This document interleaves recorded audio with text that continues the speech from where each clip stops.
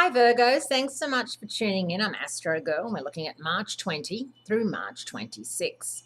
And still the planets crowd into Aries. It's quite amazing that on the dawn of spring in the Southern Hemisphere, March 20, with the spring equinox, we have the Sun, we have Venus retrograde, Mercury, the planet of communication, your ruler, and Uranus, four major powerhouses transiting Aries, which is transiting your eighth house of joint finances and intimacy. How you deal with money and how you deal with money that's joined and conjoined and co-joined with other people, especially people that you are maybe intimate with.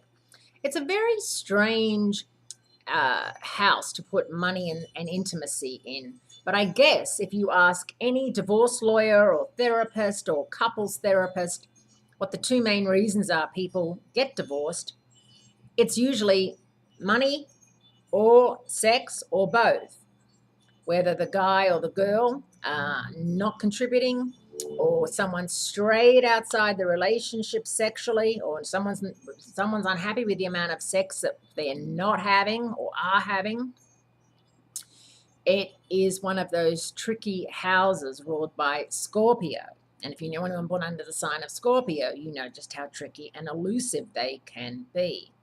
So it's all about working out money, especially, as I said, if you've got a business partner that you've got a joint bank account with. This is a great time for you just to go over everything and make sure everything's on the up and up. For people in the US, it's tax time, April 15, deadline.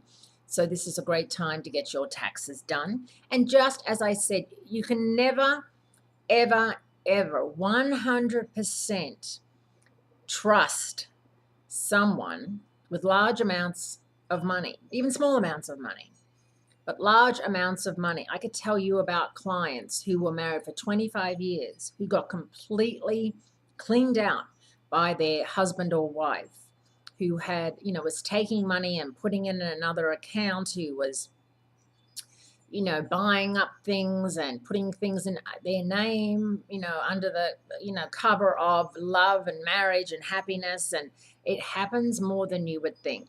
It happens to rich people. It happens to not so rich people. So it's really important that you feel secure and safe in your financial wheelings and dealings. Now, the intimacy thing, that's tricky. Intimacy. We're not talking 50 Shades of Grey here.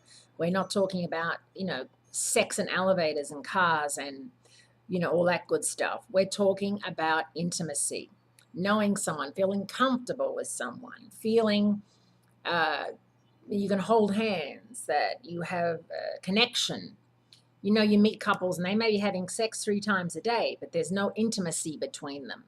They don't even really like each other. We're talking about intimacy, and it's not sex, it's something different. And it's something that takes more work than sex. It's something where you're so comfortable with someone and that you naturally sleep really well together, and that you spoon each other.